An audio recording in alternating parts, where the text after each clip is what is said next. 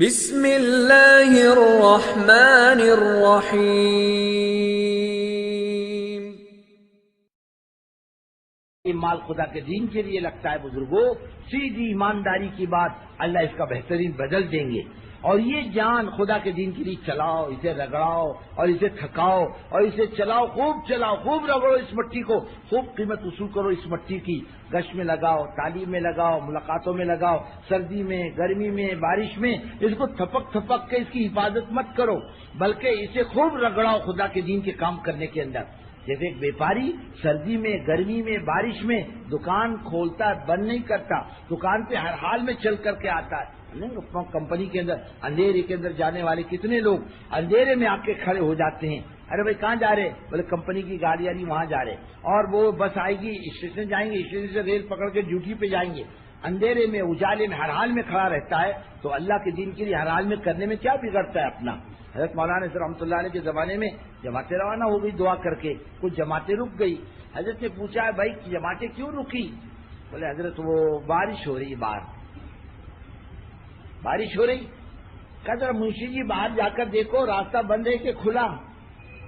بولے حضرت گاڑیاں آ رہی جا رہی، لوگ آ رہے جا رہے، رکشہ برابر چل رہے۔ ارے فرمایا تم کو کیا ہوا؟ جان بچا کر یہاں بیٹھ گئے دین کے کام کرنے والے، دنیا دار تو بارش میں بھی کھپ رہا ہے اور تو دیندار دین کا کام کرنے والا ڈر کے سائے میں بیٹھا۔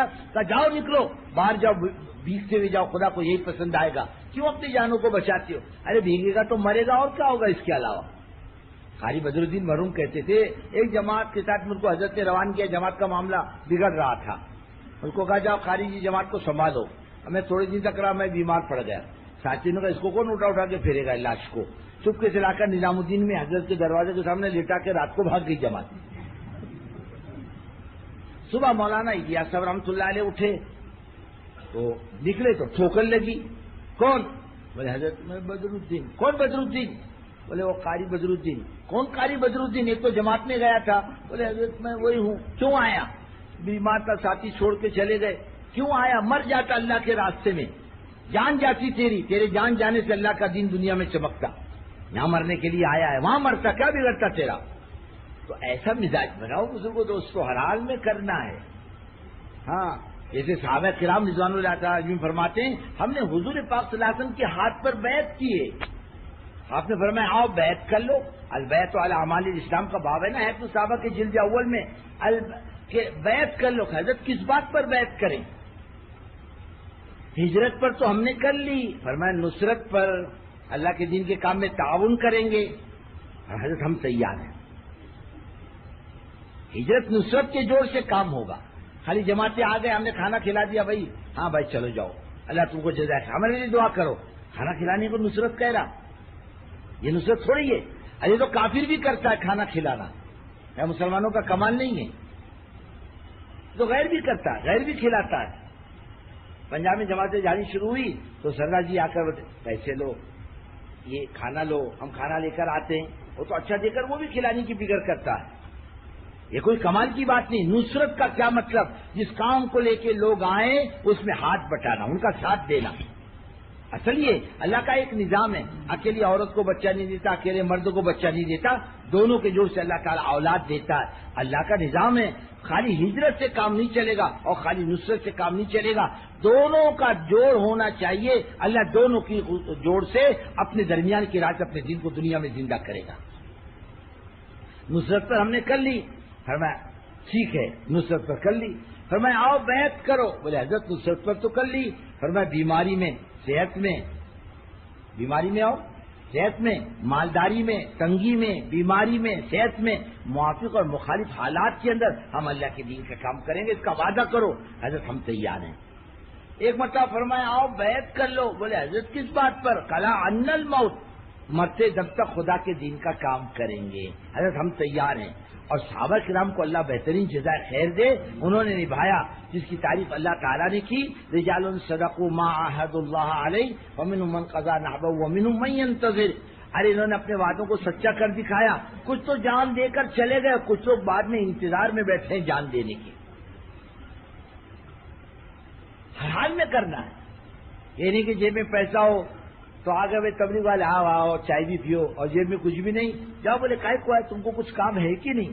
لو جیب میں خالی ہے تو چڑچڑاپن، جیب میں مال پانی ہے تو خوش نہیں، جیب میں ہو یا نہ ہو ہر حال میں جائیں گے۔ ارے تو بیمار ہے، میرے صاحب مولانا صاحب رحمۃ اللہ علیہ نے ایک جگہ پرانوں میں بات چیت کی، کہنے کہ کیا ہوا، زندگیاں لگا کر اور تم طرح گھروں میں چھپ کر کے آ کر کے بیٹھ گئے، تم کیا سمجھو گے اللہ، سمجھتے ہو اللہ سے بچ جاؤ گے؟ ایک بیچارے مولوی صاحب چل رہا، ان کو جزائے خیر سے انتقال ہوا، وہ بیمار لیٹے تھے، لیٹے بات سن رہے تھے، بولے حضرت میں اس حال میں تیار، بیماروں میں اس حال میں تیار ہوں، جہاں بھیج دو۔ جماعت بن گئی، فرمایا لے جاؤ اپنے امیر کی کھاٹ اٹھا کر انڈونیشیا کی جماعت میں جاؤ، جہاز میں لے جاؤ، اسی حال میں اپنے امیر کو، ہر حال میں چلنا، بیمار ہو تو بھی چلنا ہے اور صحت مند ہو تو بھی چلنا ہے۔ حالات موافق ہو یا مخالف ہو ہر حال میں کرنا ہے، بلکہ اللہ سے مانگو اللہ چلتے چلتے موت دے، مرتے مرتے کام کرنے کی توفیق دے، زندگی وصول ہو جائے گی، ورنہ کہیں نہ کہیں تو لگے گی۔ تو یہ ہمارے اندر کا داعیہ ہر حال میں خدا کے دین کا کام کرنا، اس کی اصول ہی ہے، یہ جان کام میں آئے گی اللہ کے دین کے کام میں لگے، پیسے کمانے میں جان کا فائدہ نہیں، اور وہ مال جو اپنی ضرورتوں پر لگے اس کا فائدہ نہیں، وہ جان مال جو خدا کے دین کے کام آ جائے وہ اصل، اس جان مال کے مقابلے میں جو اپنی ذاتی ضرورتوں پر لگے۔ ہمارا مزاج ہو ہر حال میں کام کرنے کا، اور کام کو کام سمجھ کے کرنے کا، اللہ کے واسطے پارٹی مت بناؤ، پارٹی کے انداز سے کام مت کرو، بلکہ کام کرو اپنا سمجھ کر کے۔ ہمارے حضرت فرماتے تھے ارے بھائی کھیل بناؤ گے تو کھیل بنے گا، تماشا بناؤ گے تو تماشا، کام بنے گا۔ ہم نے کام کو کیا دیا آج تک، ذرا بتلاؤ، کیا لگا آج تک تبلیغ پر ہے؟ ہم نے وہ ملکوں کا سفر کیا، اس کے ہم نے 10-50 ہزار روپے لگائے، بابا 50 ہزار روپے کائے پہ لگائے؟ نماز پر، تسبیح پر، تلاوت پر، دعا مانگنے پر، گشت کرنے پر؟ بولے نہیں، کائے پہ؟ بولے ہماری ضرورتوں پر، تو تبلیغ پر لگا کہ حضرت کی ضرورت پر لگا؟ ہوائی جہاز میں تبلیغ بیٹھی تھی کہ آپ بیٹھے تھے؟ کھانا کون کھا رہا تھا؟ تبلیغ کھا رہی تھی۔ بیڑی کون پی رہا تھا؟ تبلیغ پی رہی تھی بیڑی۔ پان کون کھا رہا تھا؟ تبلیغ کھا رہی تھی پان۔ نہیں حضرت، وہ تو آپ کی ضرورتوں پر لگا ہے، مت لگاؤ، خرچہ مت کرو بیڑی کاری پر، جو اپنی ضرورتوں پر لگاتا ہے۔ دعوت کے کام پر ایک پیسہ نہیں لگتا، اللہ نے دین کو بہت سستا کیا ہے اور بہت آسان کیا ہے، غریب بھی کر سکتا، مالدار بھی کر سکتا، تاجر بھی، مزدور بھی اور کاشتکار بھی، ہر آدمی کر سکتا ہے۔ اللہ کسی سے فیس نہیں لے گا، بندے فیس جمع کر دے، چل بعد میں کام کر، اور سرٹیفکیٹ لے ہماری طرف سے کرنے کا، جیسے میونسپلٹی سرٹیفکیٹ دیتی نا دکان کا، تو دکان کر سکتے ہو، گاڑی چلا سکتے ہو، تو چلو اندر۔ اچھا لمبے کی طرف سے نظام ہے، تو نے لائسنس لیے بغیر تبلیغ کی گاڑی کیسے چلائی؟ چل اندر چل، ہے کوئی ایسا نظام؟ ارے جو کرے گا اللہ کے خزانے سے اس کو ملے گا۔ اور دین کے کام کرنے والوں نے اللہ سے اتنا لیا ہے کوئی دنیا دار نہیں لے سکا دنیا کے لین سے۔ حضرت سلیمان نے کتنا لیا اللہ سے؟ لمبی چوڑی سلطنت، پوری دنیا میں اکیلے بادشاہ،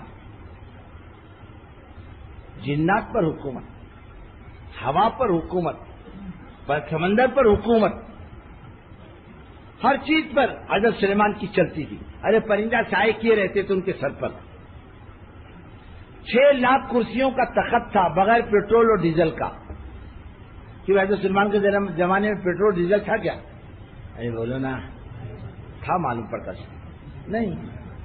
ایک مخصوص ہوا لے کے چلتی، 6 لاکھ کرسی، ایک انسان کی اور ایک جنات کی، اور ایسی چھوٹی کرسی تھوڑی، بڑی بڑی کرسیاں۔ ایک علاقے میں ہم لوگ گئے، ممبر ہاؤس کے بیٹھنے کی جگہ پر بیٹھے، اور اتنے بڑے بڑے پتھر ہے وضو کرنے کے، کتنے آدمی بیٹھتے؟ تو بولے 1 آدمی، وہ تو بڑے بڑے آدمی تھے۔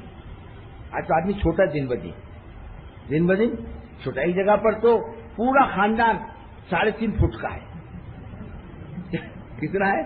اس میں وکیل ہے، انجینئر ہے، پروفیسر ہے، ڈاکٹر ہے، اور وہی جماعت میں لگے ہوئے، وہی رہبر بنتے۔ اب لوگ کہیں بات کرنے جائے جماعت، وہ رہبر بن کے جاتے، لوگ وہ متکلم کی بات کم سنتے، ان کی طرف زیادہ دیکھتے۔